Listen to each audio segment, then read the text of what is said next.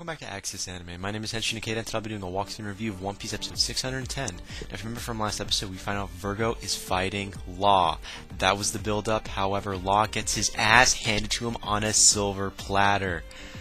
I didn't see that coming right away, but you know what? When you do see it, it just hits you in your face, and now you're paying attention. But anyways, moving on past that, we get to see another fight, Monet versus Luffy. I was a little skeptical. It did not seem like a great matchup in my opinion, and it wasn't. In fact, Luffy falls through the floor and is now on the garbage level, if that makes any sense. So he didn't run away, but at the end of this fight, per se, he falls through the floor and now he's in the garbage level. I thought that was kind of funny, but, you know, that kind of outlasted what I thought it was going to be. So let's move on past that, where we get to see Monet. She runs into Nami's group. Things are about to get interesting, but we have yet to see anything yet. But moving on past that, toward the end of the episode, we see a possible Virgo versus Smoker. I love the appeal. I'm smiling. That should mean something. But anyways, we get to see Virgo versus Smoker, possibly. And Law is not looking good. Yeah, I said it. And again, I'll hold my final thought rating at the end of the clip, so stay tuned. But let's dive right on in.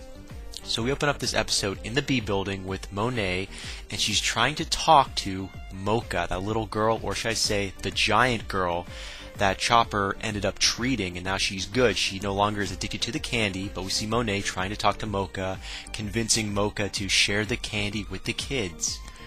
Okay, yeah, it's a little creepy because Mocha doesn't really know what to do. I mean, she looked up to Monet because Monet was kind to her, but for the wrong reasons.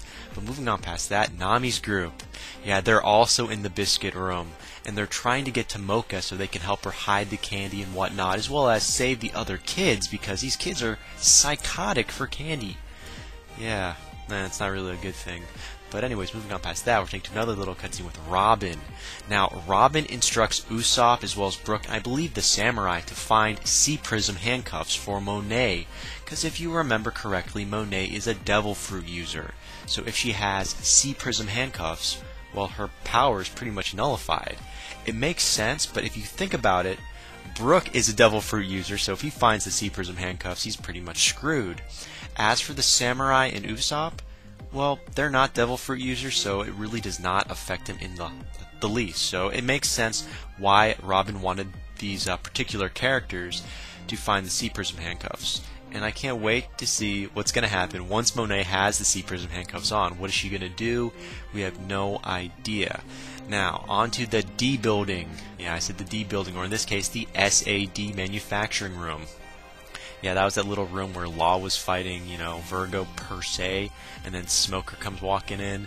Yeah, Law is still trying to get back in the picture, you know, he's still trying to fight Virgo, but if you remember correctly, Virgo has Law's heart. So at any given time, technically Virgo could kill Law without even trying. But anyways, Law tries to get back into the picture and beat the crap out of Virgo, and it goes absolutely nowhere. It goes sour. So Law's little attempt to get his heart back and to kind of hurt Virgo doesn't end up happening at the least, if that makes any sense. But we do get to see Virgo versus Smoker. I'm smiling, I love it. The build up, everything. But anyways, we get to see Virgo versus Smoker, and you would assume it was going to go somewhere, and Smoker lands the first hit on Virgo. That's right, fans. Smoker has a direct hit on Virgo, and Virgo is bleeding. I'm like, really? It was that easy for Smoker to land a direct hit, and now he's bleeding. I'm like, there's got to be a catch here. Why did Virgo let his guard down, and why is he bleeding? Is there a catch? He's smiling, kind of. But moving on past that, we're taking a little cutscene with G5 and Sanji. Yeah, they're in the other B building room, of course, and we see a tank in the background explode. So there's this tank in the background exploding next to G5 and Sanji. And Sanji's trying to help everyone get the hell out of that room because the room's filling up with gas. Yeah, Smiley, he's coming into the building and whatnot. And ironically, Sanji is still head over heels for Tashigi. So as the gas is kind of sneaking into the room, Sanji's helping out G5 escape. And he's telling Tashigi, you know, go on ahead, I got this. I'm like, aw, you poor miserable bastard, you. I'm sorry. It's weird how Sanji, being a pirate and all, is helping G5, which is part of the Navy. Eventually this is going to catch up with him and bite him in the ass. But, we have yet to see that yet. Now, on to the R building with Caesar Clown. Now, he's kind of ordering his guards, or in this case, Caesar Clown's ordering his men, which belong to Brownbeard, by the way, to close off Building C and Building D. Now, the reason why he's ordering his men, which belong to Brownbeard, of course, to close Building C and Building D off, is so Smiley's gas can, filter around, and so the Straw Hats and everyone else part of G5 will only have one route to take, which is the R building. So he's kind of directing everyone to one specific point. I'm seeing it, I understand where he's going with this, but it's going to blow up in his fucking face. And we're going to see this firsthand. I mean, yes, you're filling up the room full of gas. Each building's going to be, pretty much, full of Smiley's gas. And you want everyone to go to the R building. But that also means you're limiting yourself to where you can hide. So if your plan backfires, where the fuck are you going to go that they can't find you? Nowhere. You're going to rely on your Devil Fruit power, and that's really not going to help too much if, in fact, Usopp and Brook, as well as the Samurai, find those C-Prism handcuffs. If and when it works on Monet, it can be turned against, Caesar Clown. Food for thought. Anyways, moving on past that, we're taking a little cutscene with Luffy. He's in the C building, garbage level. Yeah, he's all pumped up and he's trying to get out of the room, but he's also hungry. I know, he's like super hungry, his belly's rumbling.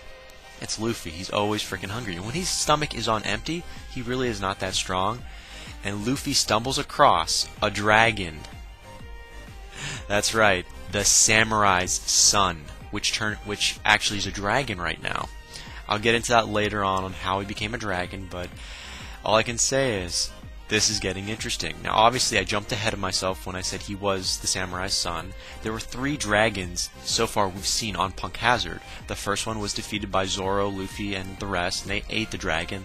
The second dragon was part of Caesar Clown's little, I want to say part of his experiment, but we see this half-assed dragon in the middle of nowhere. He was seen where that big giant candy was at and whatnot. He's also inside of the building, breathing his fire and whatnot. He stumbled across Nami's group. But that's not the dragon I'm talking about. This is the third dragon, which again belongs to the samurai. When I mean belong to the samurai, I mean this is the samurai's son, Mononosuke. Yeah. So this is definitely getting interesting, definitely worth mentioning. If that is a spoiler, I'm sorry, but now you know. Now moving on past that, we're taking a little cutscene with Caesar Clown. Now, Caesar Clown, all I can say is he goes over his big plan on how he wants to, cut off the buildings and whatnot with his men, or should I say Brownbeard's men. I know I keep saying that is annoying, but it's the truth. They're not his men. Anyways, this plan sounds like it's going to work, I guess, and it's stupid kind of how loyal these men are to Caesar Clown. Because, he's trying to trap everyone in one room right below him in the R building and have the gas pour in, like I said before. It sounds like an obvious plan. It sounds so easy. What could possibly go wrong? And then Caesar Clown plays the drama card, like, guys, you have to help me. This is my ultimate plan. He's making his own men feel guilty about what's been happening so far, that they're actually believing him. And then Caesar Clown's men are kind of up to no good, if that makes any sense. They start to think for themselves, like, wait a minute. This little gas is similar to what happened on Punk Hazard a few years ago. This gas that Caesar Clown had created, and they're starting to unfold what Caesar Clown's true identity is. How Caesar Clown was technically responsible for the destruction of Punk Hazard because of the gas. But just before, Caesar Clown's men were about to discover that little tidbit of information, yeah, they fall for Caesar Clown's bullshit story. Again, he plays the drama card, and Caesar Clown's men feel bad. And then we enter the pointless flashback where we get to see Caesar Clown destroy Punk Hazard in the past with, Smiley and whatnot. Definitely worth mentioning. And again, that's where the episode ends. As for my final thoughts, okay, well, first of all, Caesar Clown playing a drama card was hilarious, but the man can't act worth a damn. At least not for me. He didn't do anything for me. Okay, let's just move on past that. Smoker versus Virgo. Are you fucking kidding me? I loved it. I loved every moment of that. I just wanted more. It like kind of sucked you in, and you wanted more, and they just cut you off. It's like, what? That was a great fight. As for Monet versus Luffy, thank God we didn't have to watch any more of that in this episode. That was a terrible matchup. It's like saying Luffy versus Robin.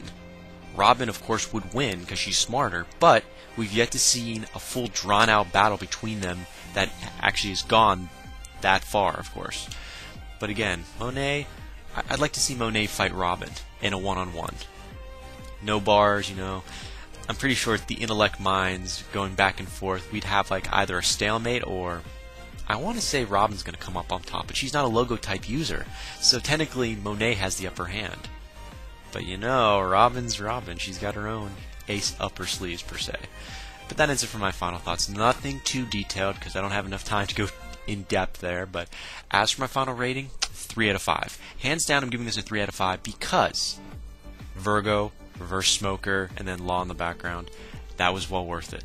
So I gave a lot of points to that in general. Was there any new information? Yes, and then no, because I did kind of spoil it with Mononosuke's identity being the third dragon on the island. That was a little bit of information, but beyond that, no, there wasn't really anything else worth mentioning. So final rating, 3 out of 5. And that ends it for my walkthrough and review of One Piece episode 610. Definitely comment down below, let me know, thumbs up, thumbs down, definitely subscribe, check me out on Twitter, and follow me if you like. Let me know what you thought of this episode, and let me know what you think's going to happen in the next episode that's coming out. But again, guys, that ends it for now, and I gotta hit the bricks, and I gotta go, and before I go, I gotta say it, and I always say it.